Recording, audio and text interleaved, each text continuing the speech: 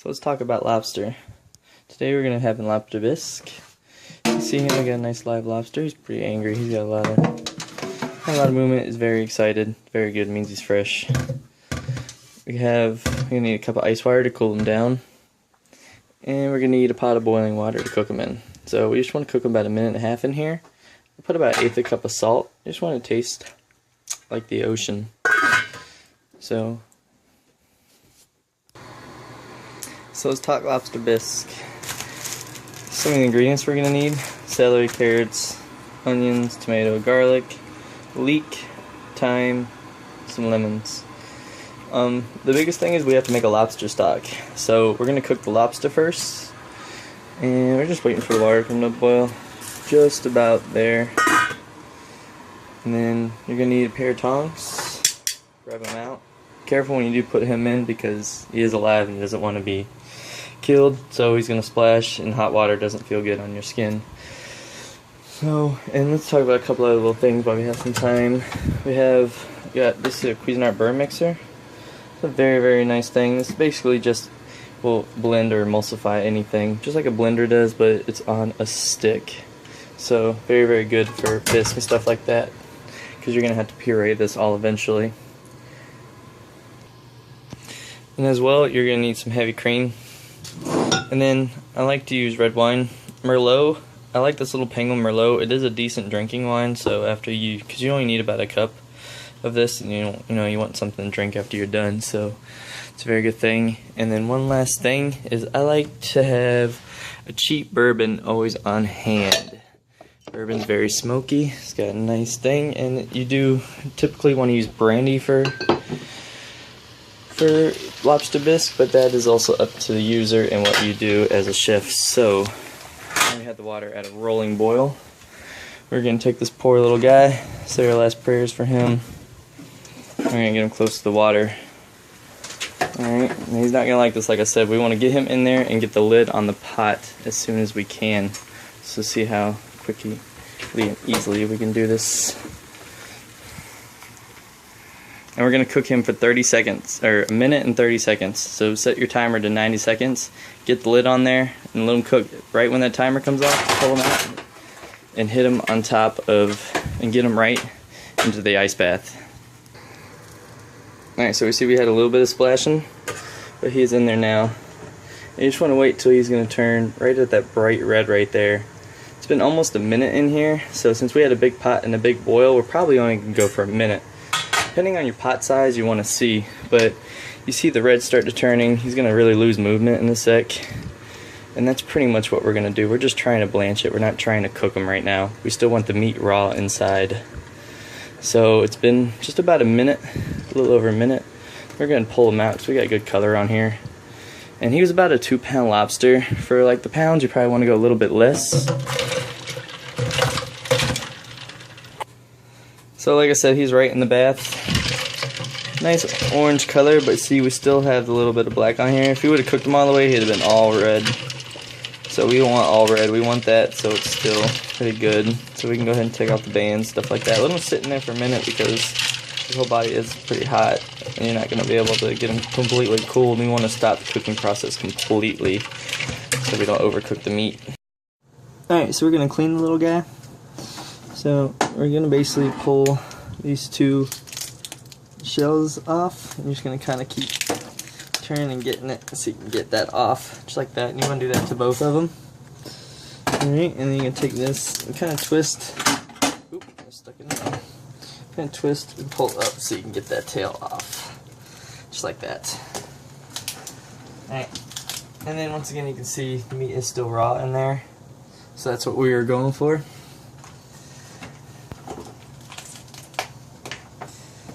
And then all the gills and stuff, you don't want any of that. That is no good. Alright, you just want to have that meat at the end of there. It's all the good stuff you want inside the shell. And then once you get that deattached,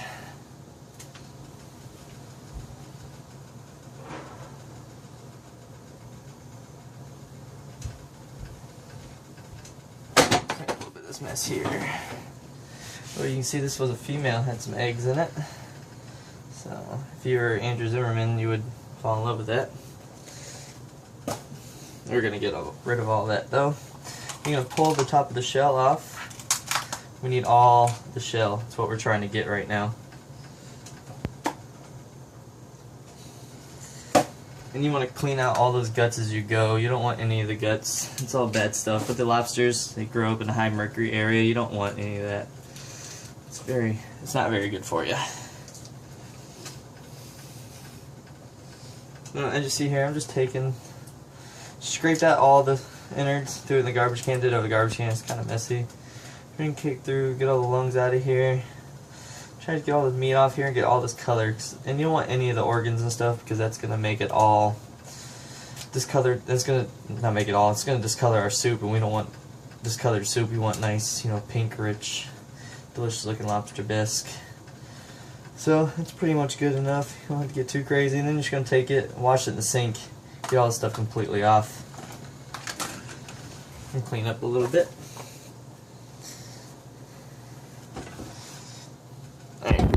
And then you're going to take this head, this piece, we're going to go to the sink. And it's got out really, really good. You want to get all this little junk out of there. Any of this stuff, you don't want any of that. All that to go away. All these gills out of here.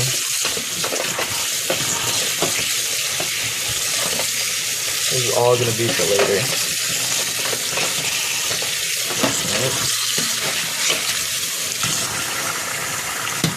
Good. Lots of stuff in there. You don't want to use hot water either. You don't want to cook this stuff anymore. So I just turn it down.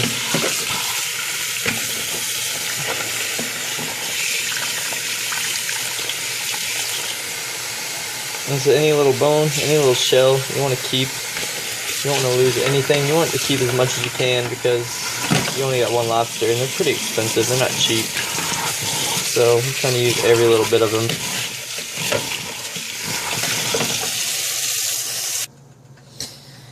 Alright, and then now we're going to clean the tail. So the tail, you just want to take your nice kitchen knife and you just want to go straight down the back of it. Try to cut it like completely in half. That's what you're going for.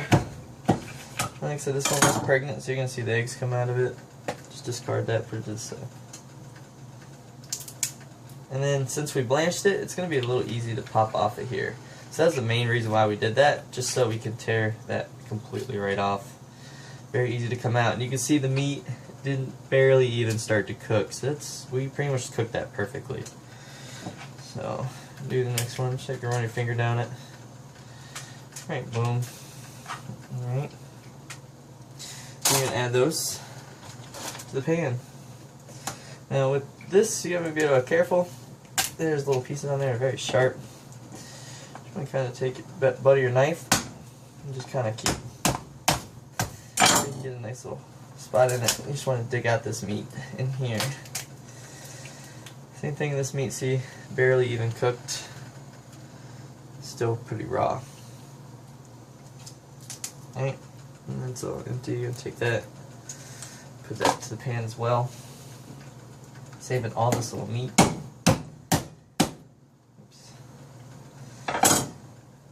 This is a pretty difficult little piece to come off. You can knock that cartilage off, it makes it a little easier. And that will come right out. This piece will. So, just remember to save all this little meat. You don't want to lose any. This is all the good stuff right here. You can kind of push that out with your finger, just like how I did.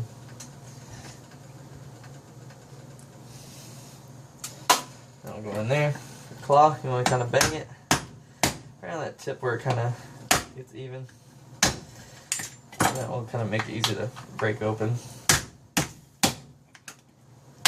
It can get a little messy. Put a rag over it, it'll help it out a little bit, but this one isn't too bad. And just keep adding the shells as you break them to the pan.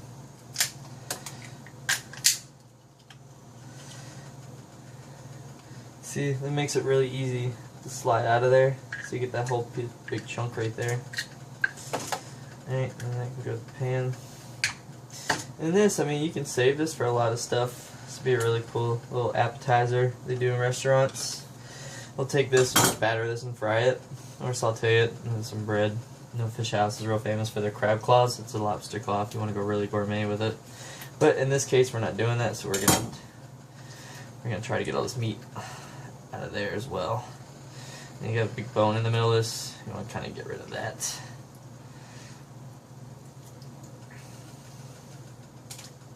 And this is a little more difficult. You're not going to be able to save that, so don't really worry too much about how beautiful it is. Just kind of scrape out a little bit of meat off there. Get what you can get.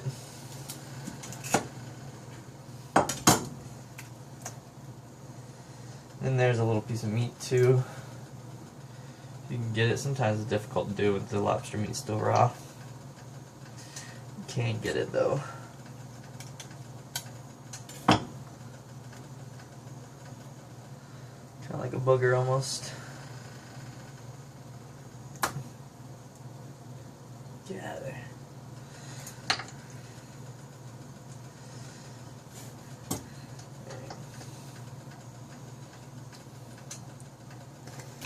I'm going to add that right to the pot.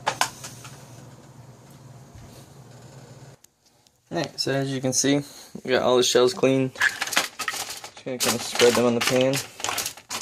Nice and even. Make sure there's no guts, no anything on here, just straight shells. And a little bit of meat's fine. You're going to have a little bit of meat left over, you can't get it all. So preheat my little oven, 400 degrees. Slide that bad boy right in, and we're going to cook that until, like we were talking about, when we want all the shells completely red. So we're going to try to get as much flavor out of there. Make sure not to overcook them. We also had the lobster meat that we had, and we saw like the little middles and the claws, and then there's your two tails. So there's all that, nice and clean. So next we're going to move on to the stock. Alright, so now we're waiting for the shells to get done. So let's just check on them. They've been there probably about 10 minutes, I'd say. See, they're all getting nice, beautiful color on them. It's all pretty much all red, like I was saying. So the claws are really the indicator. You see, like, you still got some black on there, so we're still gonna sit there and hold them. And this stuff does take a little bit in here to cook inside the shells, the legs. So that probably needs another minute too. So we'll go another we'll go about another 5 minutes. Let's see how it's looking. So then we're gonna start the stock. So I got a pot right here. Got it warming up on 2 the whole time, so I'm gonna kind of jack it up to 3. You want to make sure when we're doing it. I'm sorry, I stepped in something wet. Alright, when we're doing this, we're going to first get a new towel. Let me get a new towel. Welcome to my laundry room. Alright. So I opened the bottle of the little penguin. We're gonna need the little penguin. We're gonna need some cheap liquor, some bourbon. Whiskey's good. If it's oaked whiskey, anything cheap really that's whiskey. Like I said, brandy, cognac is a great thing to use. It's for a lot of people who will do it, like old school guys will. I like the smokiness of it, gives a nice element to the dish. So first we're going to clean all the vegetables. We need some garlic. We need a tomato. We need to peel some carrots. We're going to need some celery. And onion. We need the top of the leek. And of course we have my nice, beautiful thyme. Grow that myself. It's fancy. So I'm going to clean all these, and then we're just going to rough cut them. Alright, so I just cut off the tops of the celery so we can get all the celery leaves. It's all really good flavor, especially the leaves are awesome. I just like to eat them in salads and stuff like that. Very good. We cleaned the top of the leek, so we just got the greens of the leek, and then I've chopped out the bottom. So you're left with the nice part of the leek. We're going to reserve that for later. Just got 2 carrots. Carrots are really sweet, so you don't want to use too many of them, but they are delicious, and they have very good flavor, so it's something you would definitely want to put in there. Carrots, celery, onion. It's basically the start of every French dish. It's called mirepoix. Also cleaned a whole clove of garlic. It's all in there. I just kind of left it in the skin. Not really too big of a deal. Just get rid of most of that paper stuff. That's not really good flavor. With the onion, it doesn't really matter. It does actually taste pretty good, so you can leave that on there. And then I just cut a tomato in half and cut it in half again and cut those pieces in half. So got my pot nice and hot. We're going to start with some good olive oil. Don't use shitty stuff. I get the stuff at Marshall's for $9. It's pretty good stuff. I'll get it open. So I got the olive oil now. Kind of open. Should have opened it more before I started the video back. Alright, so into the pot, we're going to start with some olive oil. We'll start at too much because we are making a stock. We don't want too much fat. See, it's nice and hot, ready to roll. So we're going to throw everything in there. So we want to cool this pot down because it got pretty hot. But you do want it pretty hot to start with, because you don't want to start with a cold pan. Cold pans, they don't really cook very well. Hot friend is a happy friend pan. That's what they say in the restaurant business. So then we're going to add all that stuff in there. And since we're on a pretty low heat to start with, especially with an electric stove versus a gas stove, electric stoves really lose a lot of heat, so you definitely want to keep it hot. We're going to stir it up. And if you see like how it's not very wet in here, it's a good thing because everything's really going to come out of it. All that juice and stuff, so don't worry about adding any more oil to it. So just want everything kind of be a little shiny, a little bit coated. And then, like I said, it's still rocking free. And it's pretty hot. I had it warmed up for about probably like 10 minutes. All the time I was cooking the lobster tails. So the lobster tail should be about ready. It's been about 5 minutes. You can see that shell's nice and colored now. No more black on there. Look for the other shell. The other shell looks pretty good. Here's the other one. The other one that kind of broke up a little bit more. That one's pretty well cooked too. You can see all this is cooked too. So we're pretty much done. So we're gonna have this ready set to the side. Now, I did use tomatoes in here. Typically, a lot of chefs like to put tomato paste on their stuff. Don't really need tomato paste on a lot of stuff. It's not really that necessary, so I like substitute just to have the tomatoes in there because it is a good flavor. And they'll rub down the shells with all the tomato paste and cook it again, but that's really not too necessary since it's all going to go in the pot and to cook. Apologize. So we're going to continue to sweat that. You can hear it's not as loud and hot as it was before. Like I said, we'll lose that heat, and now we're pretty good. So now we're going to jack up the heat to about 4, almost 5 is when I'm going to rock. And that's just so we can start the sweating process. We want all these vegetables cooked before we add the shells to it. So the shells is going to be the next thing to add in as well. Since you always want to wash your herbs. When you get them at Publix, it really doesn't matter too much. But I grow them right out back in my yard, so I like to wash them. And yes, once again, we're using, that's thyme. So you want to put that in there. Just have that in there soaking as well. Rosemary is a great thing to use. Basil, not basil, sage. If you like sage, sage is pretty good. Just gotta be careful in the stock. Sage will overpower a lot. But rosemary is a good add too if you like rosemary. I just really like thyme. We're gonna let that cook for about another 4 or 5 minutes until it's nice and sweated down. Alright, so now I have the shells. I just put the shells in there. So once you got it kind of sweated down, you start seeing the cooking process starting. Everything's kind of getting nice spring color. Onions are starting to get a little color to them. So we're just going to put the shells in there and let them saute with everything as well. And I did turn up the heat a little bit to 5 because we're getting to a point where we want to start adding the wine and the bourbon, and we want the pan to be pretty hot when we add those. But be careful not to jack it up too much because we don't want to overcook or undercook. Add any colorization to the stock. We want the stock to be nice and clear, and the more brown you have in it, the less clear it's going to be. So like I said, we're going to add about a cup of wine to this, and careful. And we're going to add the bourbon. Typically, if you're just going to make a lobster stock, you wouldn't add the bourbon to it. You'd just add some wine, white wine normally. But since we are making a bisque, red wine does go very, very good. The flavors are very good with how the bisque kind of goes together. And then, like I said, the bourbon's just for the smokiness. In a normal lobster stock, you wouldn't use this. You'd use white wine. Don't use either of these. But since we're making bisque, this is what we want. Some nice Merlot and this. Now this little penguin, very cheap, about $6 a bottle. It was 2 for $10 at Publix. So you don't want nothing too expensive, but you do want something a little bit decent. You can drink and it's not bad. Alright, so once you get your vegetables nice and sweated, we're going to go ahead and add the wine. Put about a half a cup. I mean about an actual cup. You see out of there it was up to the top. Add a little bit more. And then for the bourbon, you don't want to add too much. This goes a long way. You just want to add a couple splashes. 1, 2. That's a big 2. So I had a little 3. And that's in there. So now we're going to turn the heat up now to about 7. And we're going to try to cook all this off. You see how much is in there? Now we want none when we're done. So this can cook about 4 to 5 minutes. That's going to finish cooking off the veggies and get all the flavor into the pan and cover it. Makes it go a little faster. We're going to start cleaning some of the vegetables. We got that leek left over. We're just going to cut that in half and then we're going to mince it. This way to do that is just take it with that little middle out, lay it flat, and just cut it long ways into strips and then turn around and just come down it. Pretty easy to dice the leek. Garlic, if you want to get all the stuff off here, just take it in your knife, hammer it, just boom. Easier with 2 hands. Do it with 1 hand, it's a little dangerous. And that'll help you get the cover off. You hit it really hard, it'll be easier. See, it comes right off. Got a lemon, and cut that in half, pretty simple. Keep your cream on standby. Need that. We're gonna need to dice the onion.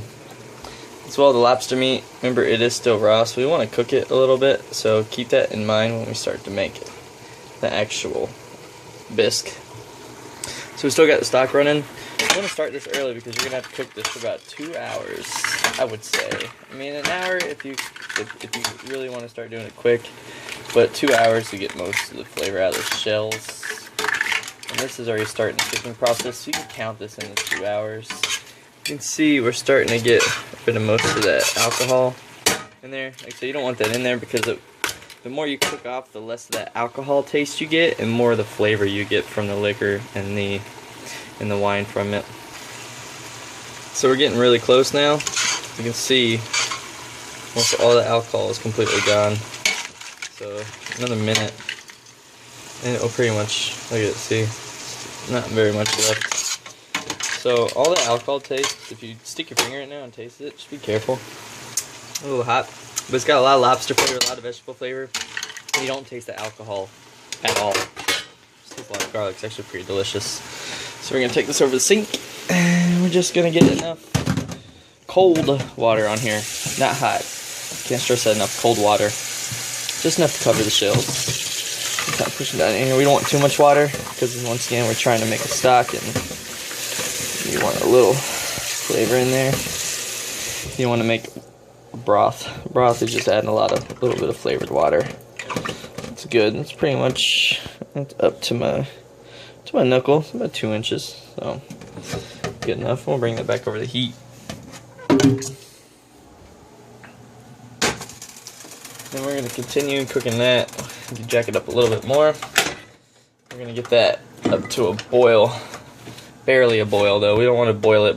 Remember, we want to let that simmer. Because now we got that nice purple hue from the wine. Not too much. Tastes delicious already. So that's very, very good. And there's no salt or nothing in there yet. Be careful, you don't want to get no salt. Then I'm going to continue cleaning the vegetables. I got the garlic cleaned. Got the leek cut in half. You know, it's nothing. Heavy cream. No, dice the onion. Dice this tomato up. Like I said, just cut it into strips. Cut it down it long ways. And keep doing that. Makes sound effects too. And then you just take this back this way, put it together, and just run your knife straight down on it until you get some nice squares. And garlic's minced, and we're almost to the onion. So we got all that minced. I got that cleaned, about to mince that. Just gonna update you real quick. Looking at the stock, almost to a boil. When you start seeing the bubbles come up, go ahead and turn down the heat.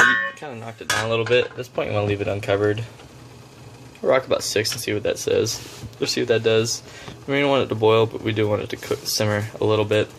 And then at this point as well, too, don't stir as much as you can. The more you stir, the more you agitate all the vegetables and everything, and then that's what makes the stock cloudy. We don't want a cloudy stock. We want a nice, pretty, once again, clear stock. So you can see if you can see in there pretty good. It's pretty clear right now. I mean, you can see in there. It's still a little hazy, so you can't see too deep, but it's all there. Alright, so it's been boiling for about an hour now. I think the biggest thing is we lost a little bit because I got it down to 3 now. I told you I was gonna ride about 5, 5.5. I got down to 3, 4. I had it down to 4 for a little bit. Once I got up to 5, it kept boiling pretty hard, so I turned it down. So I finally got a good boil at 3, so I kept it at 3 now. It's been going at 3 for about 20 minutes. So I had some water because we lost a lot because it was boiling so hard. So I just want to fill it kind of back up to where it was before. It wasn't too much we lost. And also kept the lid sitting on it, so a lot of that moisture will catch. Once that moisture catches, you kind of just drip it right back in the pan. You'll see all the wetness still there. It'll get really wet, and that will keep dripping, you know, back down into the pan. And then so that'll help some of the liquid that you lose get back in there. Not much though, but little things. We got all this chopped up finally. So we got some minced garlic, some minced leeks, minced onions, just a lemon in half, some diced tomato, and then we're gonna have the heavy cream. And one of the last ingredients we're gonna need besides the lobster meat, which I went ahead and chopped up too as well. So it's all about the same. So I just ran a knife through it, cut the lobster tails, cut each of those halves in half, and then just ran into a dice. Beautiful, looks really nice. And I went ahead and started cutting. We're gonna do sandwiches too. So I got some julienne onions I took with the other half onion. This is only half an onion. I'm only gonna need half of this garlic, so the other half is gonna be saved for this. I got some sage. I'm just gonna pick all the leaves out, no stems, and just kind of, it's called chiffonade, but just kind of cut them into strips, long strips. And then tomato, I'll just slice up into, you know, slices. And I just have the garlics in here. And then I bought some, that really good beer if you ever get to have it. I bought some Munster Sargentos. It was cheaper actually, the Sargentos, but I could have got less, but you know, I would make sandwiches. And then Publix Capicola. This stuff's the bomb, right here. I have a pound of that, so I'll be eating that too. Got that for the sandwiches. And then along with some, where did I put the bread? Yes, right here. So get a nice French baguette. So we're gonna bust out the George Foreman and we're gonna make a really cool sandwich.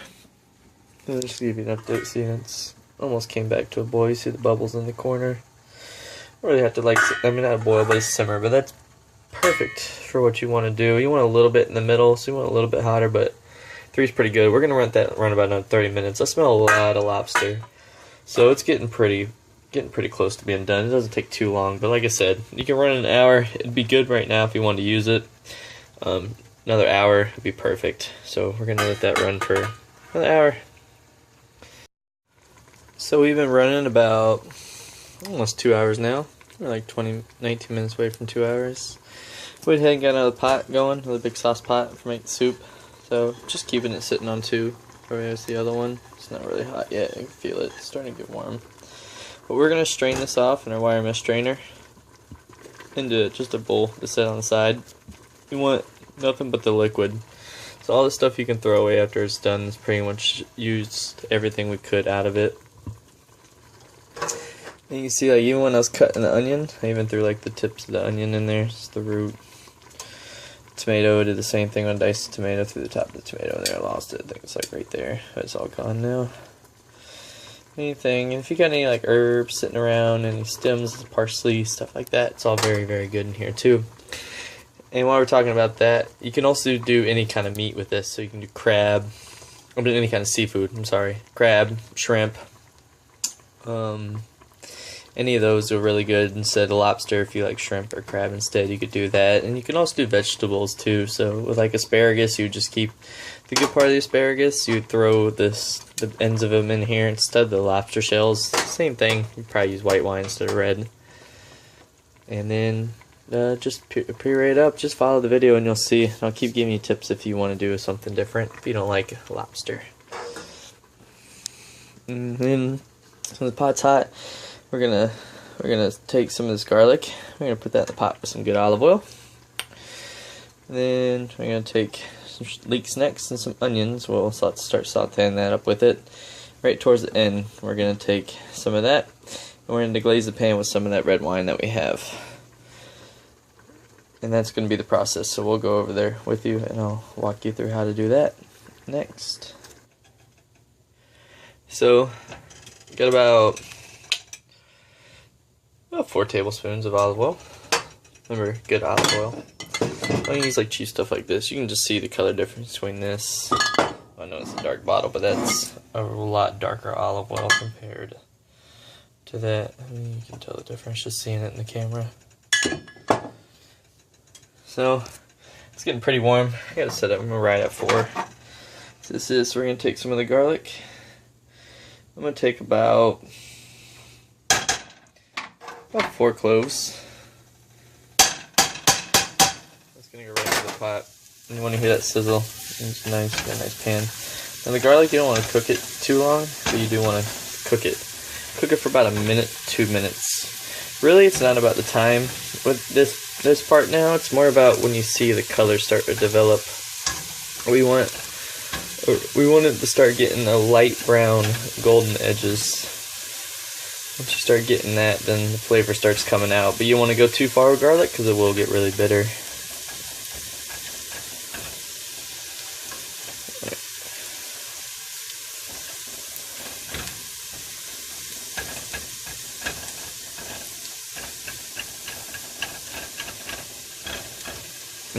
You want to have a nice amount of oil in there so that oil can absorb a lot of that garlic flavor. What you're really doing right now is making garlic oil, and that's going to start flavor the sauce, which is going to be really delicious once it's done. Or the soup rather, not the sauce. You do this for a lot of sauces too in the restaurant business, so saute a lot of garlic.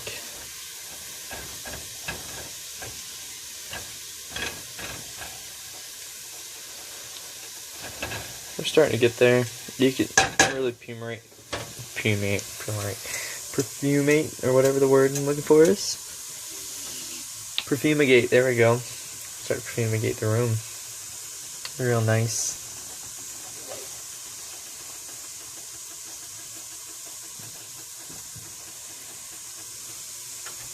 I'm going to turn it up a little bit. Not getting much color on here yet. You can start to see it. Deep in there, it's starting to turn a little golden brown now. So now that we're nice and golden brown, we're going to add the onions.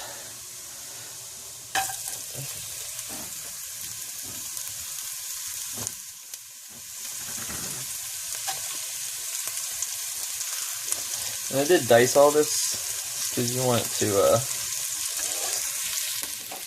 to all kind of puree and really smooth. Start going. Now you can tell the garlic is pretty golden now.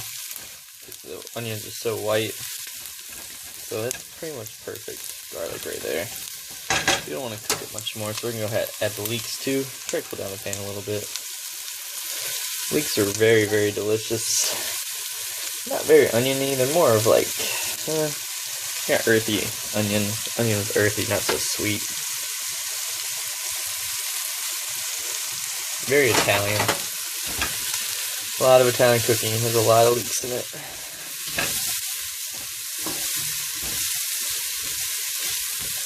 So we're going to continue sauteing that for another 2 minutes. Just trying to get the color out of it. You can see the smell is amazing in here.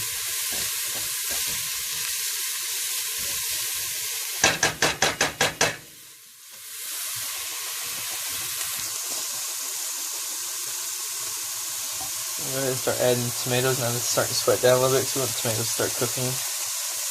Normally you'd add them in later. Tomatoes, but we're going to make a soup. So that'd be good to have that nice tomato flavor in there. And I'll start helping some of that sauce too. And as you can see, we strained all the lobsters off. It's all just water in there I was rinsing out. It's the stock you're going to have left. See, the color's pretty dark, so we use the red wine. It's fine. If you want a real traditional one, it's fucking awesome. Or if you want a real traditional one, you can get you can use white wine instead of red wine. That way you'll get that pink flavor, or that pink color flavor. Pink color. It'll be really good. Like that, but I like it like this, because that red wine, that gives it a lot more flavor. The white kind of gets hidden, because white's more for sweet, red's more for flavor. We're not really with the sweets. We put the carrots in there. The lobster's already pretty sweet. And all the onions are pretty sweet. So there's a lot of sweetness going in the dish. So we don't want it more sweet than we can handle it. We still want a pretty savory dish since it is soup. And the cream is really, really rich, so you don't want too much sweetness.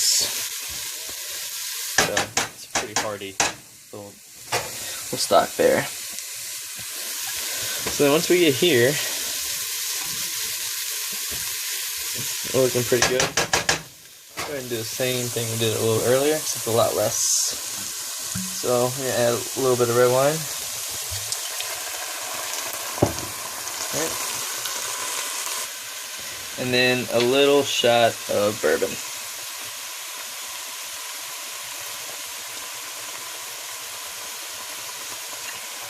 Don't need too much. A little goes a long way.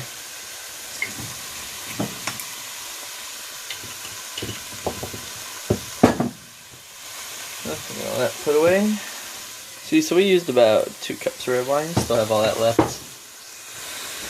Give that a quick stir, and this will stop the cooking process of the garlic, so the garlic doesn't burn. You can see it's all nice and golden brown now. And keep stirring that around. Now, when you add your lobster meat, you can add it now if you're. But I wouldn't really recommend it. Now we're going to start adding the cream and stuff and the lemon juice to flavor it. So let all the alcohol cook off, same way as the stock.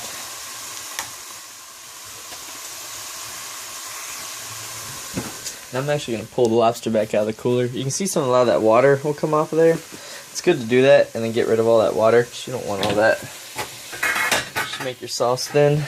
Just kind of dab it all up and it'll keep coming out. It's been coming out the whole time, so keep that in mind. You want this nice and thick, and that water will thin it out. The reason why I say you can add the lobster now is you can, if you like. It cooks, but it cooks really fast. You don't really need it to cook in there because you just want to kind of boil it in the cream and then puree it at the end. If you add it now, it'll get really, really tough and you'll have chunks left in your soup. We're going to strain all this off, so you'll see when we go to start making it. But all the alcohol now is pretty much evaporated. So we're going to do about 2 cups of the stock that we had. About 2 cups.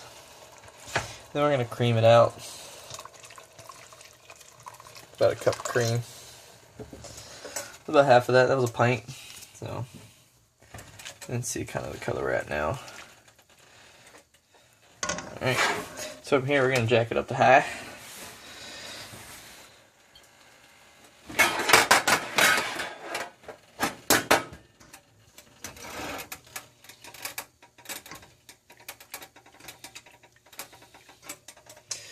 So you can see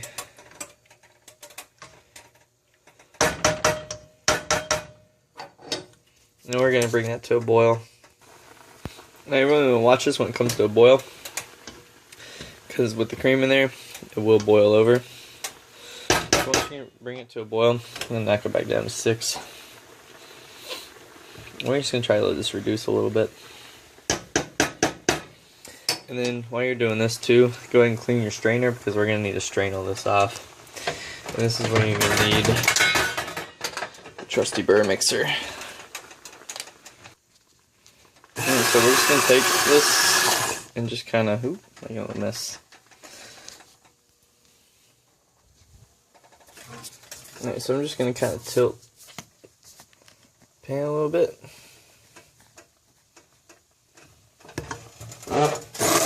And mix it. A nice little close up of it.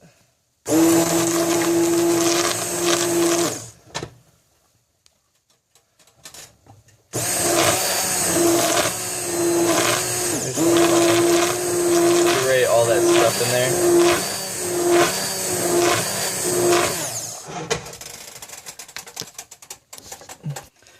So it's going to be at this point, we're going to add a little bit of lemon and some kosher salt. Kosher salt's the best salt. The bones get a little cool down, throw those away. I'm just going to strain all the seeds out of this. Should go with a half a lemon right now. Let's see where we're kind of at from there.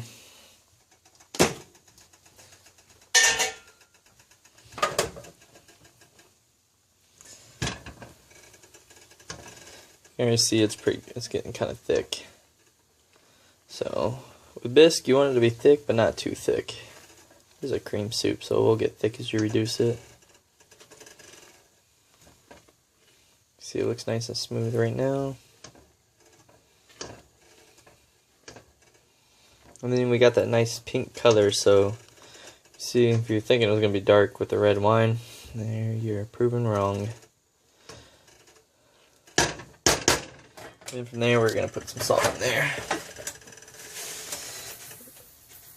I'm going to go with a tablespoon right now. Let's see, kind of where that tastes.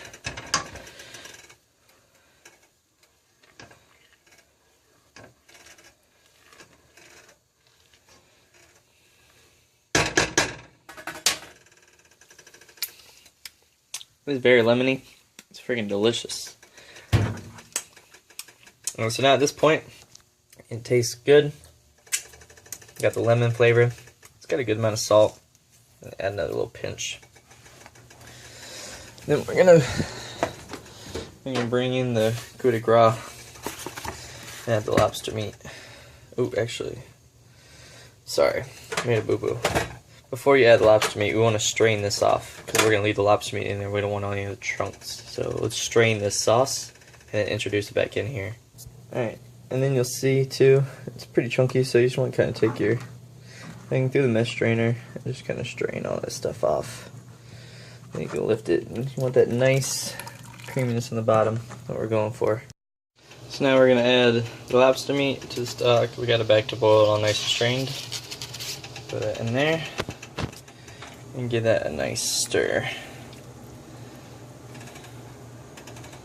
And if you think it got a little thin, don't worry about it, because we strained all that pulp and all that main stuff out. The lobster meat's going to thicken it right back up. And then I found some really nice butter at Publix. Perugula. European style is what it's called. It's got a high fat content. So of course, you know, the more fat, the better it tastes. So we're going to take about 2 tablespoons, or yeah, 2 tablespoons of that. That's probably 1.5. Do another little chunk. There we go. About 2 tablespoons, like I said, in there. And then we'll add that to the pot, like so. And then we want to wait for that lobster meat to cook. And then we're going to give it one more hit with the stick blender. So once that lobster meat's cooked about 2 or 3 minutes, bring it back to a boil. That butter get in there, and that's going to thicken it up really nice and finish off. Give a nice rich lobster bisque flavor. So we got it back to a boil again. Oh, lobster meat's pretty cooked. You can pull out a chunk. Give a little taste test if you want.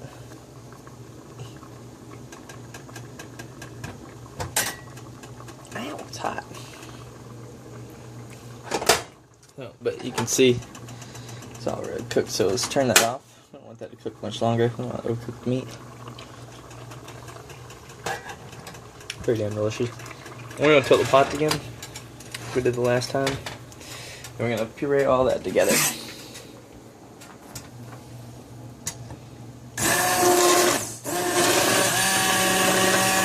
Try to leave it on high so you get all those chunks of lobster meat. So when you got that meat in there, and puree it up, cut the heat back on, bring it back to a boil again. You see there's no chunks left in there. You want it pretty.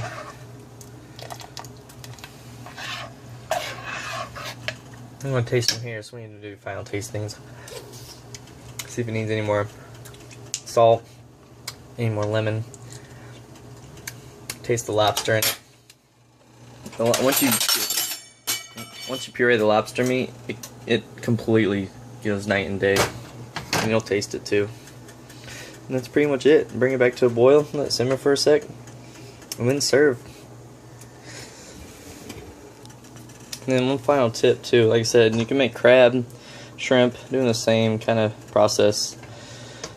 Just saving the meat. With crab though, you're going to have the already cooked meat, because you have to cook crabs all the way or use the shells, but still do the same thing with the shells, just bring them back up to temp and then roast them as good as you can. And then you'll get the thickness you want. You want to take it, just run your finger through it, make sure it holds itself.